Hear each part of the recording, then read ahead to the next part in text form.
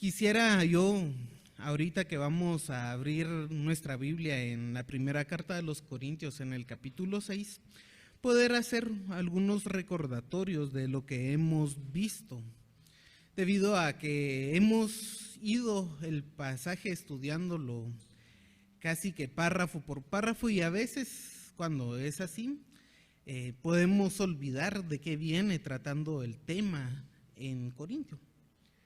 Cuando vemos siempre la cultura de Corintio, vemos una cultura muy influenciada por la filosofía griega. Y lo que más han buscado los corintios es esa práctica de la búsqueda del honor. Eso siempre es muy importante porque por esa búsqueda del honor se han desviado completamente de lo que es la doctrina cristiana y han tolerado muchas prácticas que son inadecuadas para nuestro diario vivir. Tenemos una reprensión inmoral en el capítulo 5 y en el capítulo 6, que por la búsqueda de este honor han llevado a los hermanos a tribunales, no por cosas que no se puedan arreglar internamente, sino para gloriarse ellos mismos torciendo las leyes y humillar al hermano. Probablemente tengan mucha ganancia económica por eso, pero Pablo les está diciendo luego que no se engañen, que toda esa vanagloria, todas esas ideas que presenta la filosofía griega en el contexto, y para nosotros podría ser cualquier ideología que hay ahora, que ahora hay de sobra más que en la época que Pablo escribió, tiene cierta influencia en el cristiano y va tolerando ese tipo de cosas. Y entonces dice que no se dejen engañar, y hay una lista de pecados que, como sabemos, no es una lista exhaustiva, no menciona todos los pecados, porque son ejemplo de que probablemente estén haciendo en la iglesia. De todos esos pecados, quien tiene una práctica constante, lo más probable es de que no sea hijo de Dios. Pues si es constante esa práctica, entonces el Señor le pone un fin a la vida de esa persona. Eso lo vimos cuando vimos el capítulo 5. Y eso no implicaba que aún hagamos mal o que estemos libres de pecado, pero es la práctica constante, tener un hábito en ese pecado, eso es. Y hermanos, hablamos de que no es una invitación a la mediocridad. No es de que ya como solo una vez lo hago al año, ya no hace daño. No es eso, sino que busquemos la vida santa. Pero no es para que los hermanos vengan y digan, como usted lo hizo ahora, hermano, se acaba de ganar un boleto al infierno, porque vea aquí dice que este pecado no va a entrar en el reino de Dios. Y claro que no va a entrar. El creyente va a rendir cuentas en el tribunal de Cristo. También lo hemos visto en el capítulo 3. Y ahí el Señor va a quemar toda la obra. Y si usted con sus obras le da heno, hojarasca, palos al Señor, es lo que va a quedar es ceniza. Pero busquemos la excelencia, no es una invitación a la mediocridad, sino una búsqueda a la excelencia, a la vida cristiana. Como les digo, no es para que vayamos a juzgar al hermano y decirle, ya se fue al infierno por esto. Si vamos a exhortar al hermano, a acompañarlo, a que vuelva al buen camino, que ya no haga eso sí, que ya no lo haga, pero porque nosotros con amor queremos encaminarlo, restaurar al hermano. De eso se trata la disciplina en la iglesia, de restauración, no de condenación.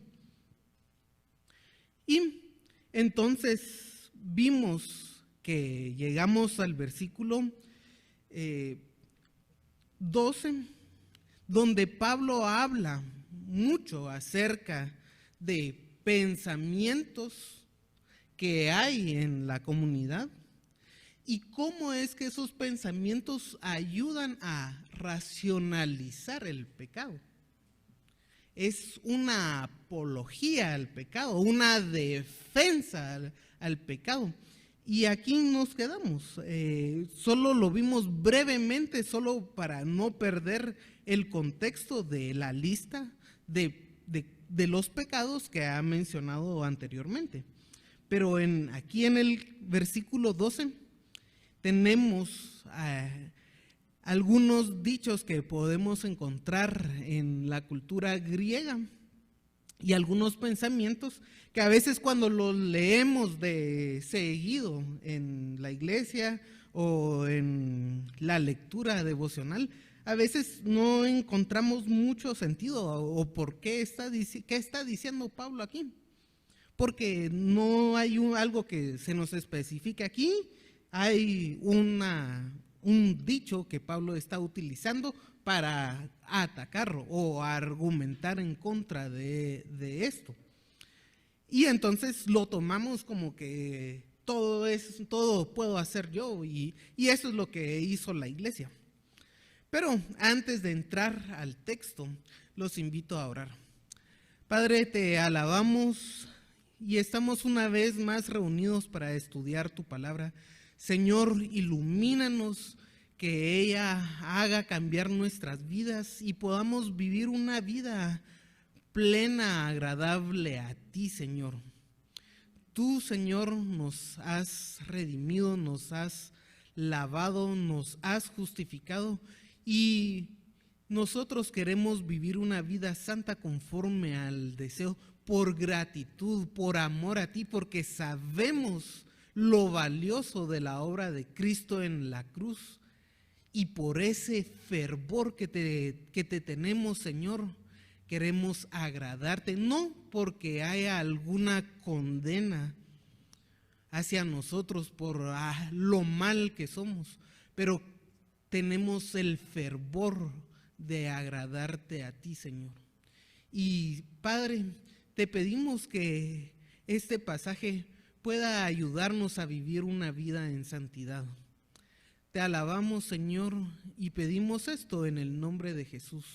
Amén. Hermanos, cuando vemos este versículo, todas las cosas me son lícitas, mas no todas las cosas me convienen. Antes de entrar al texto, quiero saber definir la libertad, hermanos, porque muchas veces tenemos ideas de que la libertad implica completa independencia, que la libertad para nosotros es no depender de nadie y poder hacer lo que a mí se me plazca. Y la libertad, aquí podemos observar la definición de la Real Academia, se los digo, es la facultad natural que tiene el hombre de obrar de una manera u otra y de no obrar, por lo que es responsable de sus actos. La libertad tiene que ver mucho con la responsabilidad de los actos de la persona. Usted puede hacer algo de una manera, puede hacerlo de otra manera o no hacer las cosas. Y si lo hace de alguna manera o de otra o no lo hace, es responsable. Y eso es sumamente importante, ver la responsabilidad. El comentarista Picardo dice que la libertad es la capacidad y posibilidad de decidir y o hacer lo contrario a lo que estoy haciendo. Si puedo hacer lo contrario a lo que yo hago y depende de mí esa decisión, entonces soy libre de elegir entre una posibilidad u otra. Cuando vemos esto de que estamos haciendo algo y tenemos la posibilidad de hacer lo contrario, entonces somos libres según lo que Él nos está diciendo. Entonces, hermanos, que haga o no, si hay una cosa, si está en su posibilidad, si tiene la capacidad, la habilidad de hacerlo, entonces es libre de decidir. Cuando vemos la libertad en Corintio y vemos la cultura de Corintio, observamos que en su cultura, en su religión, ellos hacían y deshacían a placer. Se recordarán que es de la ciudad más inmoral en la antigua Grecia, en la Grecia de Pablo, incluyendo el Imperio Romano, es la ciudad más inmoral. Y si a eso le sumamos, usted tiene la libertad en Cristo, a un pensamiento sumamente inmoral, los hermanos, malentendiendo esa libertad en Cristo, tenían un desenfreno en su libertad de práctica. Pero cuando caen en un desenfreno, entonces ya no es libertad, es libertinaje. Nosotros ahora tenemos tantas ideas de usted puede ser libre y puede hacer esto y lo otro. Y cuando decimos, yo tengo esa posibilidad y no pensamos en Dios, entonces hacemos y deshacemos cualquier cosa que nos ponga la cultura porque no tomamos en consideración a Dios. Y es que la libertad, hermanos, la libertad va enmarcada en un parámetro. El Señor le dio voluntad a usted. Pero si usted encuentra en las Escrituras, acá en las Escrituras, no debo de hacer tal cosa, por amor al Señor, libremente no va a hacer tal cosa. Pero es por amor al Señor. El problema es que decimos que amamos al Señor, pero en la práctica muchas veces no lo hacemos. Y entonces, cuando no se hacen las cosas por amor al Señor, caemos en un legalismo. Y ahí sí, hemos visto que la idea cultural de la iglesia es que el cristianismo es castigador de la libertad. La religión restringe el expresarse, el sentir, el hacer. ¿Por qué? Porque ya no es por amor, no es una verdadera religión, es un legalismo lo que hay. Tanto así que hay una expresión muy famosa que dice: la religión es el suspiro de la criatura oprimida, el corazón del mundo desmenuzado, como tal lo es el espíritu de una situación sin espíritu. La religión es el opio del pueblo. ¿Y por qué pensaban así? Esa es una cita de Karl Marx. ¿Por qué decía así? Porque para él la religión institucional que había era una forma de oprimir a las personas por parte de las clases dominantes. Entonces decía, aquí no hay libertad, el cristianismo no es libertad. Cuando nosotros sí tenemos libertad, pero cuando hacemos las cosas por amor, es que es sumamente diferente. O no hacemos las cosas por amor. No pecamos por amor al Señor. Pero A veces confunden una religión institucional con la verdadera relación que debe tener un creyente hacia Dios. Y entonces, después de terminar algo acerca de la libertad, veamos el pasaje acá. Y tenemos un diálogo, y es posible que sea un diálogo que Pablo utilice con el refrán de algunas corrientes cínicas. Y cuando hablamos de corrientes cínicas, es una filosofía que había en la antigua Grecia. ¿Qué es lo que decían ellos? Que todo es lícito, todo es permitido, todo puede hacer uno y deshacer.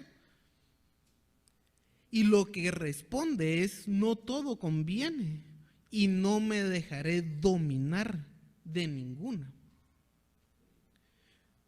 No todo es conveniente, ni menos que las cosas tengan el dominio sobre mi actuar.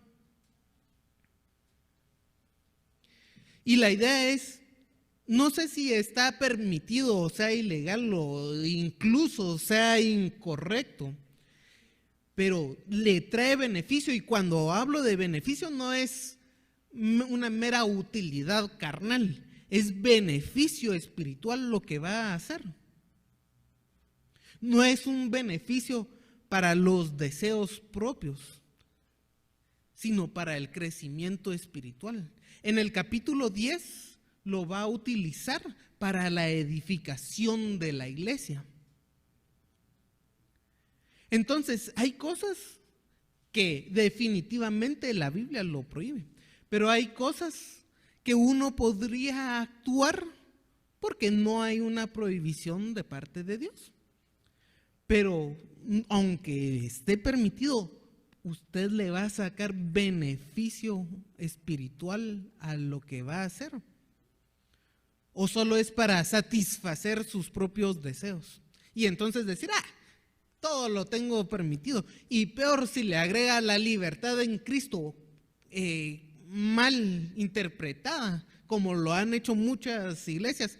Como soy libre de la condenación por Cristo, entonces puedo hacer y deshacer, igual no me voy al infierno. Y claro que no se va a ir al infierno, pero probablemente el Señor le vaya a quitar la vida por esa actitud. Pero hermanos, la libertad en Cristo es libertad del pecado. Cuando usted no ha creído, el no creyente, ese está esclavizado del pecado, aunque quiera hacer algo que no sea pecado. La carnalidad lo induce al pecado, y la libertad entonces es la posible decisión de no pecar.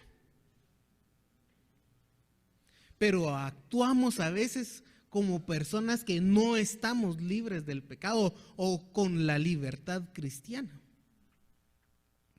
Y menos, dice Pablo, dejarse dominar por alguna cosa.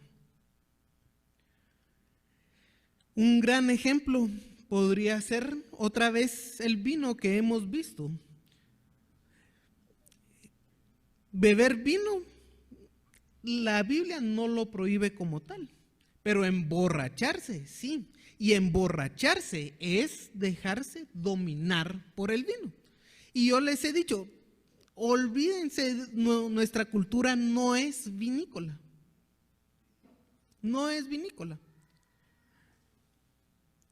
Entonces, generalmente no tenemos ese control, esa costumbre que los judíos sí tenían para tomar vino. Hasta los procesos han cambiado completamente. Pero dejarse dominar por las cosas. Y luego dice, las viandas para el vientre y el vientre para las viandas. Este es un refrán que se utilizaba en Grecia para referirse a la vida sexual.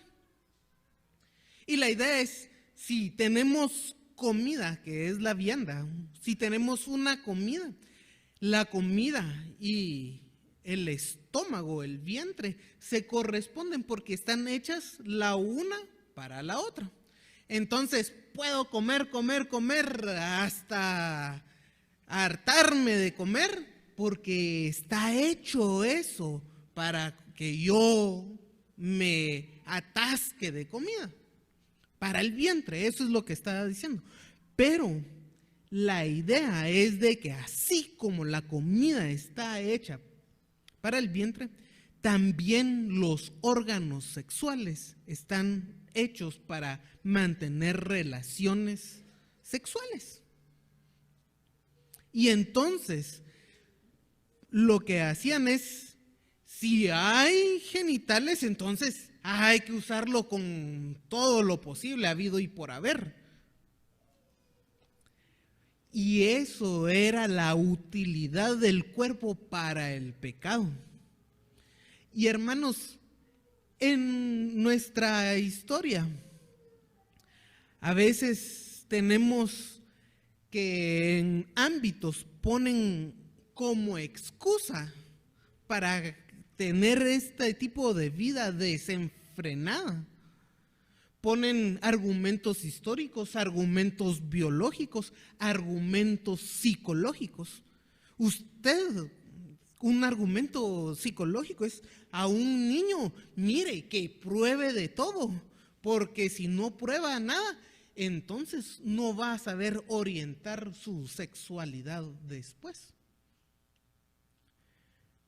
Y claro, no es solo relaciones prematrimoniales que debe de tener un jovencito, sino que sean heterosexuales, homosexuales o de cualquier otro tipo de cosas, porque lo que quieren es que él decida su sexualidad. Entonces, que pruebe de todo. Y entonces, si no les gustan las mujeres, va a buscar hombres. Y si no les gustan los hombres, entonces tal vez se regrese a las mujeres. Y si no, tal vez le guste a ambos y que pruebe lo que quiera. ¿Por qué? Porque para eso está la sexualidad, para experimentar. Esa es una idea moderna, actual, siguiendo justamente las ideas que había en la antigua Grecia. Aquí, las viandas para el vientre y el vientre para las viandas. Anteriormente les he comentado que la biología, algunos biólogos dicen que la monogamia es la aberración de la religión en el sentido biológico, porque el ser humano está hecho naturalmente para ser polígamo. El hombre es precoz para que pueda tener más parejas. Es precoz, viene una y entonces rápido se recupera y va a la otra y así. Esa es la idea de la explicación por qué el hombre es precoz y la mujer no llega al clímax para tener también más parejas. Y entonces, ¿qué hacemos, hermanos? La biología, los biólogos dicen eso y es una explicación del funcionamiento del cuerpo humano. Y es justamente otra vez las viandas para el vientre y el vientre para las viandas. Una cosa que están racionalizando el pecado. Y claro, ¿acaso no la misma naturaleza está distorsionada por el pecado? Entonces tenemos argumentos psicológicos de la personalidad distorsionada por el pecado, argumentos biológicos de la fisionomía distorsionados por el pecado. Y luego vienen y hablan sobre la historia de la homosexualidad para ver que en la historia, en todas las culturas, han habido homosexuales y se ve como lo natural. En Roma habían homosexuales, en Grecia no estamos leyendo que hay homosexuales. Entonces, ¿por qué ahora en pleno siglo XXI no toleramos eso? Como si ellos fueran el gran ejemplo a seguir. Y les voy a decir, sí, los griegos tenían la idea de tener a un niño para tener relaciones homosexuales. Entonces, la pedofilia es buena. Y yo sé que se han estado hablando en YouTube, he visto una conferencia que hablan a favor de los pedófilos, que ellos pobrecitos. Y eso es ahorita, así comenzaron en los 60, 70 con la homosexualidad y 40, 50 años después estamos como estamos. Ya no se puede decir nada. Entonces, 40, 50 años de aquí en adelante, pobrecito, perdonemos a todos los sacerdotes que cometieron aquel pedofilia. No, hermanos, es que eso es racionalizar el pecado. Y estamos hablando de estos pecados porque son los que está tratando Pablo. Pero yo sé que si hay algún pecado que nos molesta, lo más probable es que vayamos a racionalizarlo. Por eso es de que, hermanos, tenemos que tener mucho cuidado.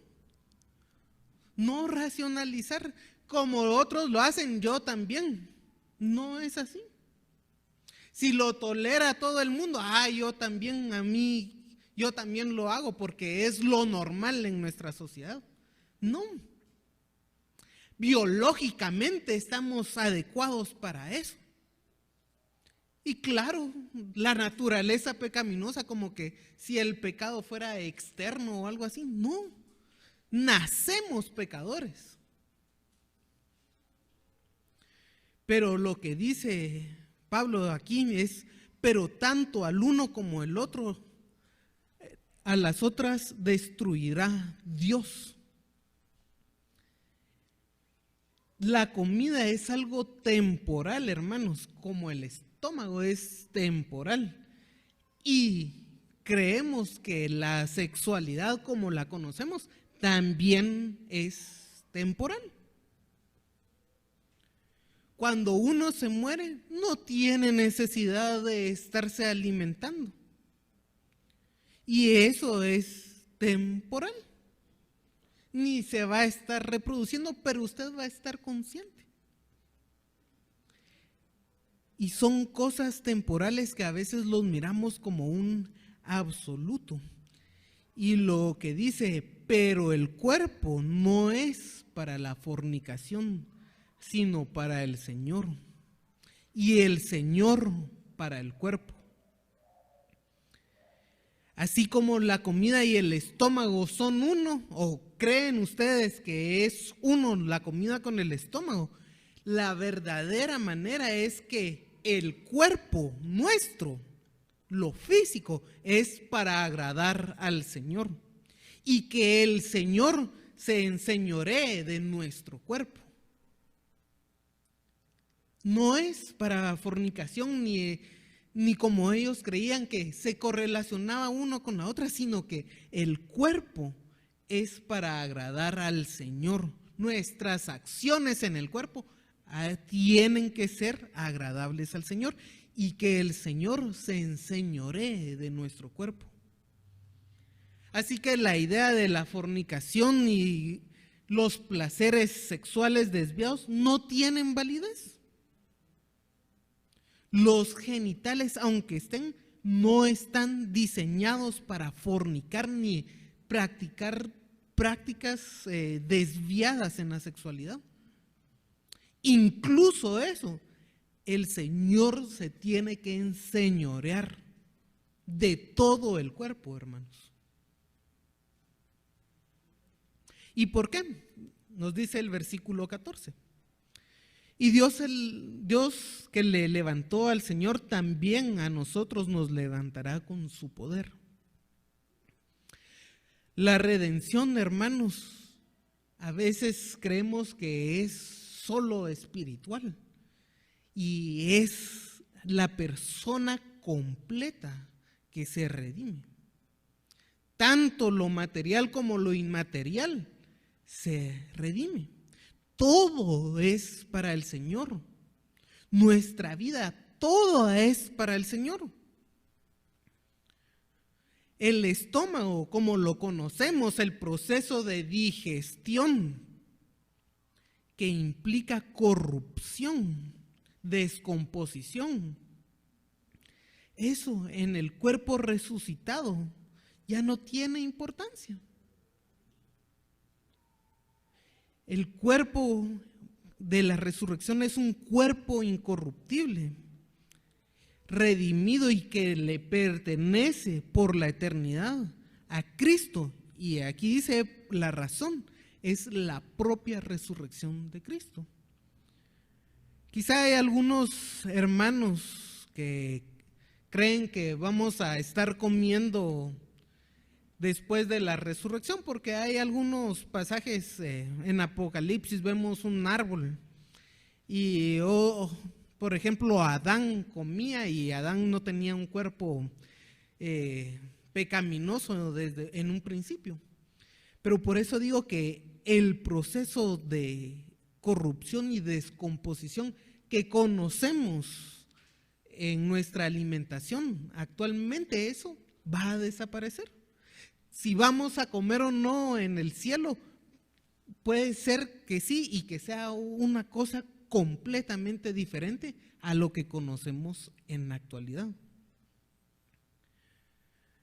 Y dice, ¿no sabéis que vuestros cuerpos son miembros de Cristo? Quitaré pues los miembros de Cristo y los haré miembros de una ramera, de ningún modo. En el versículo 15. Hay que observar que se le está dando suma importancia al cuerpo del creyente, que el cuerpo como un miembro de la iglesia, cuya cabeza es Cristo. Es decir, no solo debemos de someternos a la voluntad de Cristo en mente, en pensamiento, sino que también implica qué es lo que vamos a hacer con nuestro cuerpo físico. Porque a veces podemos pensar, yo quisiera hacer tal cosa y decirle al Señor en la mente que tenemos tal cosa que hacer y que deseo de hacer algo, pero nunca lo llevamos a cabo. Decimos, sí, yo sirvo al Señor en la mente, pero ¿en qué es lo que hace con el cuerpo? Saber, no. Y lo que está diciendo es de que los cuerpos físicos son miembros de Cristo. Ese es un cuerpo que debe de estar sometido a la voluntad de la cabeza, que es Cristo. ¿Y qué es lo que hace o qué hacemos como pecadores? En vez de someternos a Cristo en mente y cuerpo, pues hacemos cosas diferentes.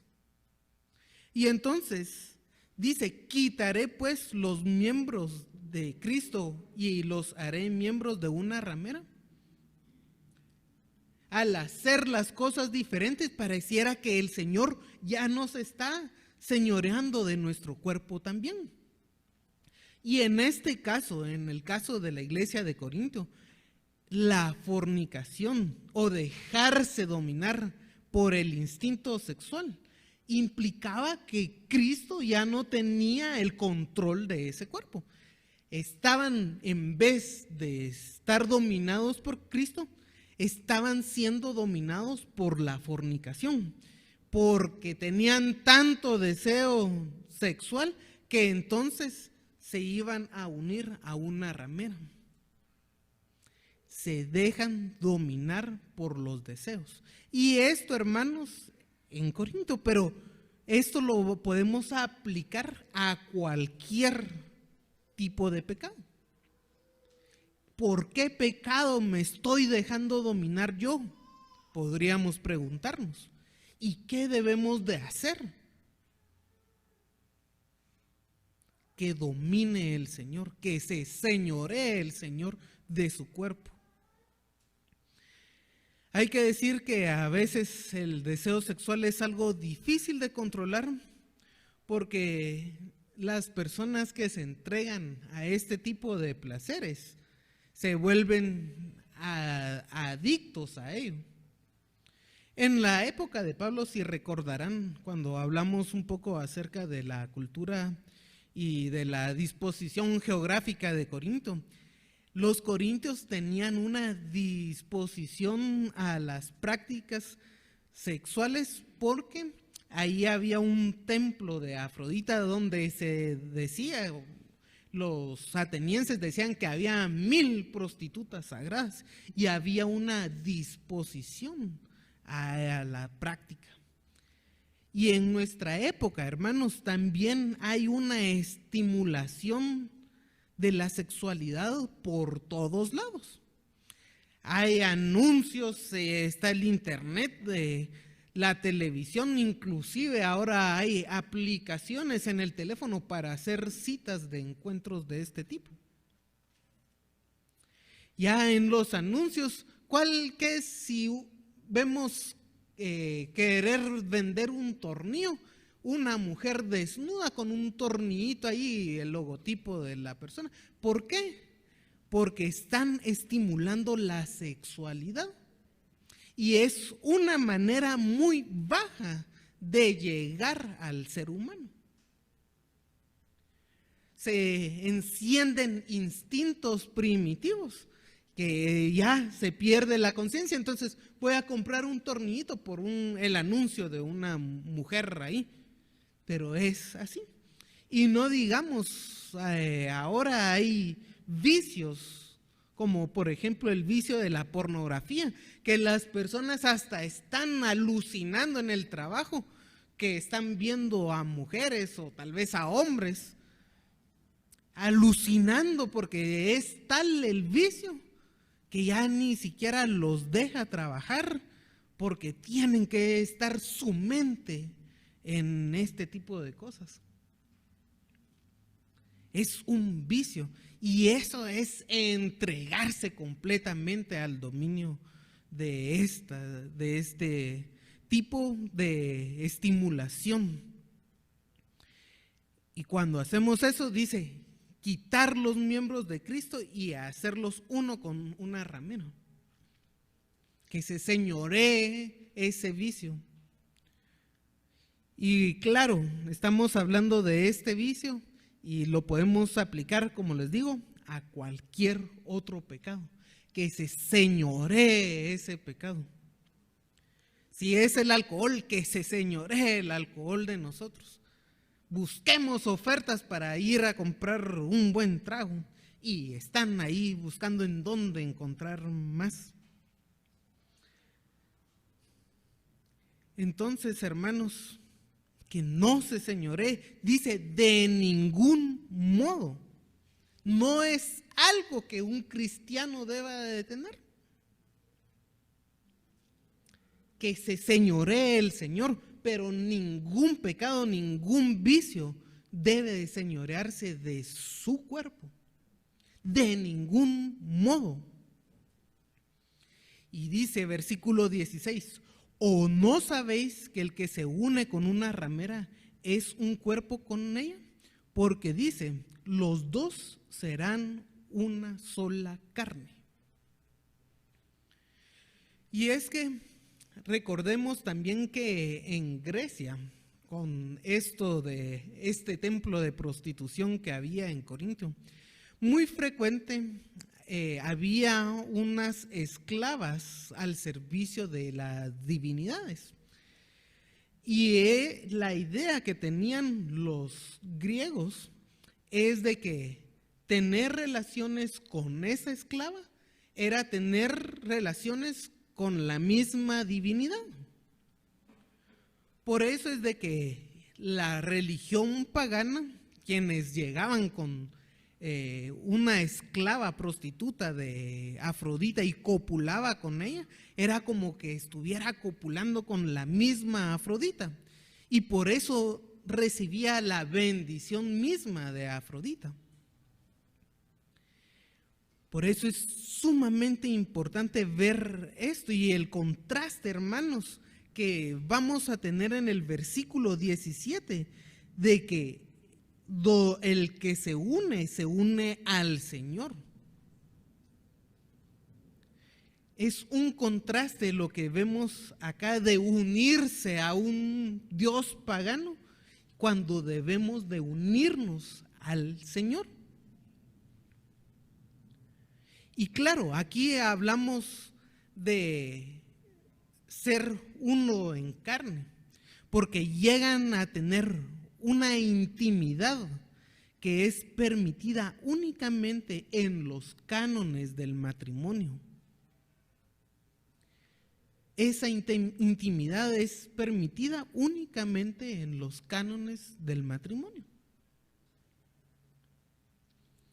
Dios no hizo al hombre y a la mujer y dijo, miren, hagan y deshagan ustedes aquí, váyanse.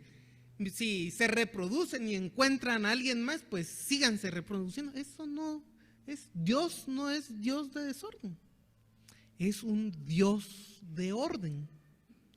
Y ordenó a Adán y a Eva como el primer matrimonio. Instituyó el matrimonio para que ellos tuvieran un orden.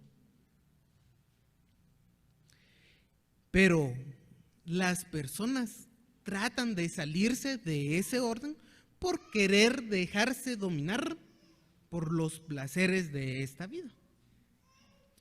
Y dice, pero el que se une al Señor, un espíritu es con él. Y aquí la misma palabra de unión que es utilizada en el 16 es adherirse al Señor. Entonces, ¿o no sabéis que el que se une con una ramera es un cuerpo con ella? El que se adhiere a una ramera es un cuerpo con ella. Pero el que se une a Cristo, un espíritu es con él. Cuando vivimos adheridos al Señor, llegamos a tener un espíritu y la mente de Cristo, como vimos en el capítulo 2. Nuestra meta como cristianos es parecernos cada vez más a Cristo, pensar como Él, actuar como Él, juzgar como Él. Esa es la meta de un cristiano, unirse a Cristo y ser uno en espíritu con Él. Es parecernos a Él, juzgar como Él, actuar como Él. Pero nuestro cuerpo, hermanos, que va a ser santo, es decir, separado, también debe hacer las cosas que a Cristo le agradan. No es solo voy a juzgar como Él, sentir como Él, sino hacer las cosas que Él hace. Es adherirse a Él y esa es la meta de todo cristiano. Por lo tanto, dice, huid de la fornicación. Cualquier otro pecado que el hombre cometa está fuera del cuerpo, mas el que fornica contra su propio cuerpo peca. Versículo 18. Veamos esta palabra, huid de la fornicación. Y es un mandato, es correr, alejarse rápidamente, es desaparecer, desvanecerse. Si usted ve algo que le agrada, en vez de quedarse viendo ahí, qué bonito es, espero en el Señor que no me tiente. No, hermano. Si ve algo agradable a sus ojos, en este caso era la fornicación, pero puede ser cualquier otra cosa. No se quede contemplando a ver si no cae en el pecado. Huya, corra rápidamente, desvanézcase. Esa es la idea, no es, voy a ver si no caigo en la tentación, no. Desvanecerse rápidamente. Pero muchas veces tenemos esa tentación y en vez de huir nos quedamos a contemplar para caer en la tentación. Es una tentación avisada, es un pecado avisado lo que está haciendo y en vez de huir y correr nos quedamos para caer. No es de que se dé de una manera tan rápida que no tengamos excusas, sino que contemplamos, hasta diría yo que saborea el hecho del pecado que va a cometer. Y no debe de ser así. Hay que huir. Si usted tiene alguna tentación en algún pecado, no se vaya a meter a lugares donde probablemente vaya a tener ese pecado. Si usted es alcohólico, no se vaya a meter a bares, ¿verdad? Si usted es alguien dado a la promiscuidad, no encienda la televisión en algunos canales. Póngale restricción a su internet, no sé, hay que huir, pero es algo que se hace, hermanos. No solo se piensa, hay que huir. Y aquí viene alguna interpretación de un dicho que dice: cualquier otro pecado que el hombre cometa está fuera del cuerpo. Y voy a decir que esto probablemente sea otro de los dichos que están utilizando los corintios. Digo que probablemente porque no hay un acuerdo entre los historiadores, ya que no se ha encontrado un dicho así en arqueología. Pero se cree, y es una posibilidad, y aquí yo quiero ver dos posibilidades de qué se trata esto. Se cree que es un dicho como las viandas para el vientre y el vientre para las viandas. ¿Por qué es posible esto? Porque Pablo no utiliza en otro lugar que el pecado esté fuera del cuerpo. Y la idea de que el pecado esté fuera del cuerpo va muy de la mano con el platonismo o con el gnosticismo, que son dos ideas de Corintio. ¿Por qué decían esto? Porque los dos tenían un desprecio por el cuerpo, que no importaba qué se hiciera con el cuerpo, igual el cuerpo era el pecador y no el alma. Y entonces cuando el cuerpo hacía y deshacía, el pecado se quedaba junto con el cuerpo, fuera del ser, no llegaba al alma. El alma era incontaminable según estas filosofías. Entonces, dice, si es así, Pablo está utilizando un dicho de Corintio para decir que sí hay pecados que van en contra del cuerpo y que contaminan al ser humano. Entonces, por otra parte, hay que ver que la fornicación, si es una idea que no está utilizando un dicho, la fornicación es inherentemente contra el cuerpo. La fornicación sí es inherentemente contra el cuerpo. Es decir, no se puede separar del cuerpo, pero veamos que dice que cualquier pecado está fuera del cuerpo, y ya les digo que puede ser un dicho o algo que está diciendo que Pablo para demostrar que el que fornica contra su propio cuerpo peca. ¿Por qué? Porque el cuerpo sí se puede pecar contra el cuerpo. Y aquí, además, tenemos que recordar que la palabra fornicación debe de entenderse como cualquier acto sexual fuera del canon del matrimonio.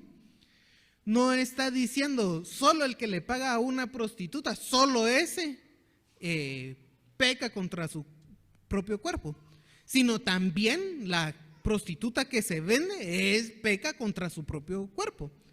Y no solo entre hombre y mujer, si hay un homosexual que busca un hombre, peca contra su propio cuerpo, y el hombre que se vende como mujer también está pecando.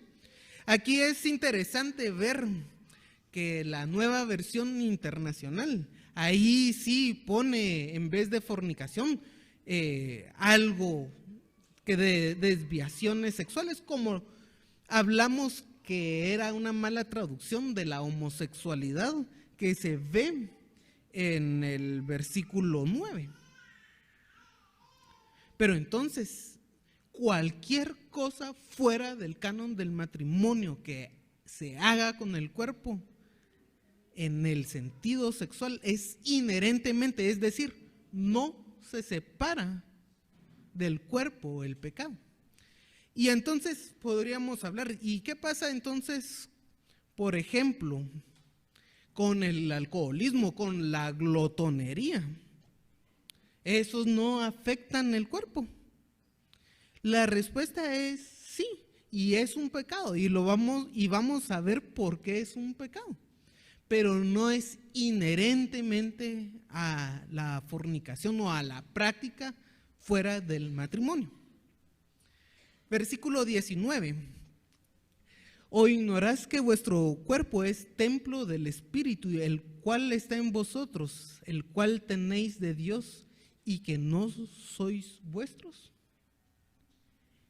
El cuerpo, pareciera que son ignorantes que el cuerpo ese físico que hay es santuario, dice, del Espíritu Santo.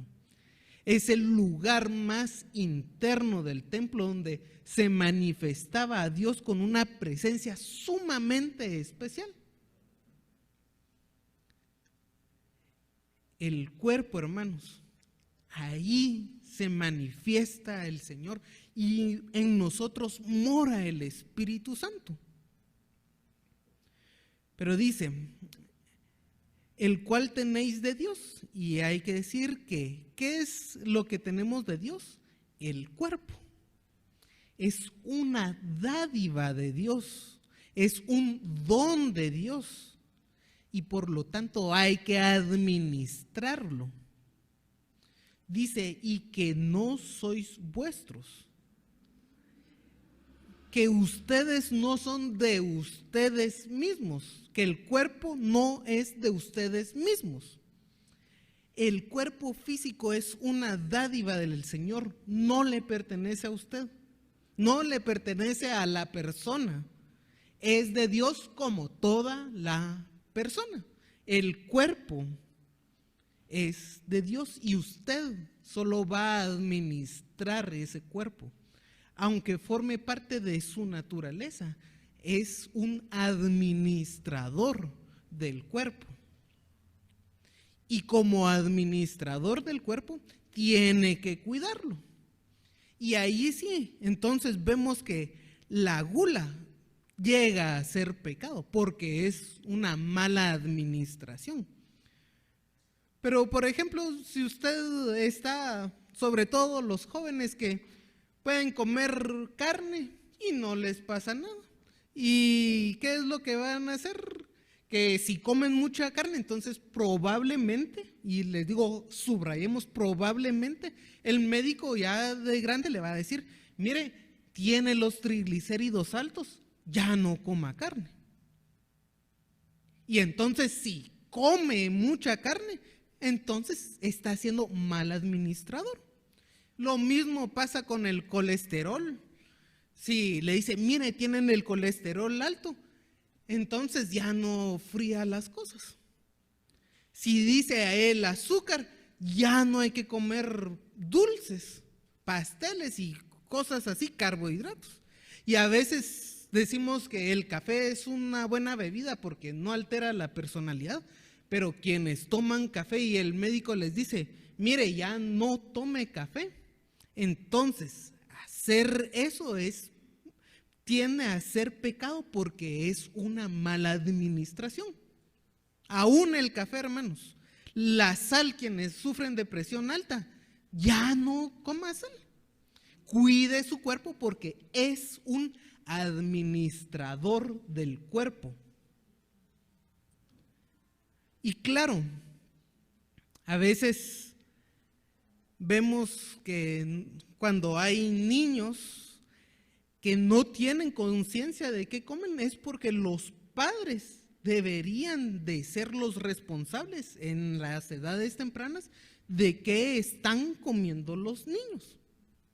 Si usted le va a dar solo galletas, solo dulces al niño, lo más probable es de que a los 30 años ya sea diabético el niñito porque su cuerpo fue mal administrado por los papás desde un principio.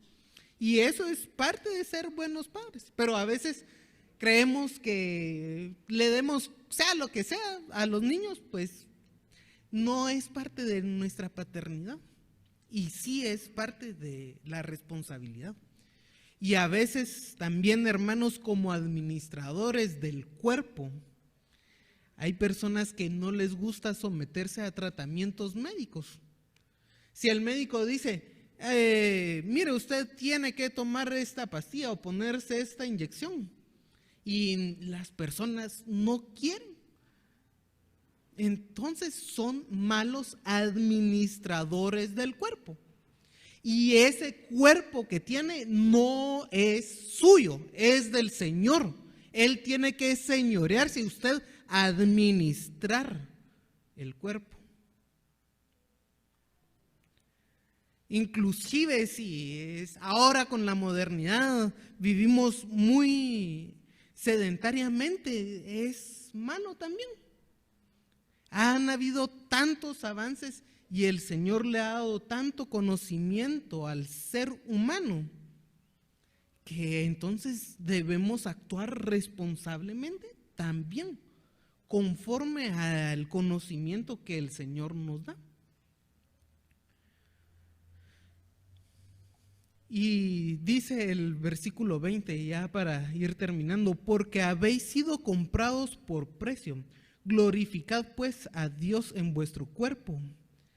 Y aquí hay que ver que Dios está utilizando esto para decir que nos ha sacado de la esclavitud y que por lo tanto somos libres, pero en relación con Dios. Cuando había en la cultura de grecorromana un esclavo que se compraba a sí mismo o pagaba su liberación, la idea que tenían ellos es de que él estaba pagando con su dinero, pero era esclavo de algún dios patrón. Y probablemente Pablo lo está utilizando aquí para decir que esa liberación que tenemos del pecado, que somos libres de decidir no pecar, no está para que podamos hacer lo que queramos, sino pasamos a ser esclavos de Dios. Eso es, hermanos, lo que dice, lo que significa aquí es de que no hay independencia de Dios. Y eso es lo que muchas veces se cree de la libertad, que somos libres y somos independientes de Dios. Dios está en algún lugar y nosotros haciendo cualquier otra cosa. Y no es así. Nuestra dependencia es de Dios, con Dios, de Dios, por Dios. Somos dependientes, no somos libres para hacer lo que queramos, sino que somos libres para depender de Dios en nuestras acciones. ¿Y qué es lo que hay que hacer? El resultado de esa libertad, de esa compra por precio, el resultado es glorificar. Para eso sí somos libres y debemos de exaltar, enaltecer, honrar a Dios por medio de nuestro cuerpo. ¿Cómo administramos nuestro cuerpo? Es una forma de adorar a Dios. ¿Qué hacemos? Es una forma de adorar a Dios. Pero es la utilización del cuerpo, es una forma de adorar a Dios. A veces creemos que solo haciendo una oración en la mente ya terminó nuestro servicio a Dios. Y si usted le pide al Señor en su mente, es una forma de alabar a Dios, pero no se queda, no es la única ahí. ¿Qué hacer? ¿Qué usamos nuestro cuerpo? ¿Para qué se usa? En eso mostramos también nuestra pertenencia al Señor y que Él se señorea de nosotros. ¿Qué es lo que hacemos en nuestro cuerpo? Pero ¿y si no hacemos nada o si hacemos todo lo contrario a lo que el Señor nos pide? Ahí pareciera que en vez de enseñorearse Él, estábamos dejando que otras cosas nos dominen. Así que primero con las acciones hay que demostrar que Él también se señorea de nuestro cuerpo. Y la versión 60 dice: a Dios en vuestro cuerpo y en vuestro espíritu, los cuales son de Dios. Y lo más probable es de que esto sea un agregado, pero bien podemos leerlo nosotros porque no hay ninguna contradicción. En vuestro cuerpo, que es lo que ha venido tratando, y en el espíritu también se tiene que señorear Dios, porque todo es de Él. Aunque el énfasis del texto está en lo que hacemos en nuestro cuerpo. Debemos demostrar con nuestro cuerpo que Dios se enseñorea de nuestras vidas. Y eso es así, no solo hoy, hermanos, sino todos los días de nuestra vida. Seamos buenos administradores de nuestro tiempo, buenos administradores del cuerpo. A veces se pueden evitar muchas enfermedades si somos buenos administradores, y si no, hagamos el esfuerzo. Si no hemos administrado bien el cuerpo 30 años, comencemos a ver que el Señor manifestar la gloria de Dios en cómo tratamos nuestro cuerpo. Padre, te alabamos, Señor, y te damos gracias porque tú nos has redimido todo nuestro ser, nuestro cuerpo, nuestro espíritu, Señor, todo te pertenece a ti. Señor, te pedimos que en nuestra vida nos des la sabiduría, nos des la fortaleza para seguir en tus pasos, Señor, que no nos dejemos dominar por ningún pecado, que no nos dejemos dominar por ninguna explicación o alguna ideología mundana, sino que veamos siempre la vida con un lente que a ti te agrada. Señor, si hay muchos pecados y muchas ideas en el mundo que se ven como normalidad, pero para ti son abominables, Señor, que podamos decir, eso es abominable también para ti, para mí, y yo no lo voy a hacer por amor a ti. Que sea una vida santa y que se muestre en nuestras acciones, que se muestre en cómo administramos el cuerpo que tú nos has dado, y que no nos unamos a ninguna de cosas pecaminosas, Señor, que no valen la pena porque te desagradan a ti. Padre, pedimos esto en el nombre de nuestro Señor Jesucristo, por la obra que Él realizó y nos redimió, lo material y lo inmaterial. Amén.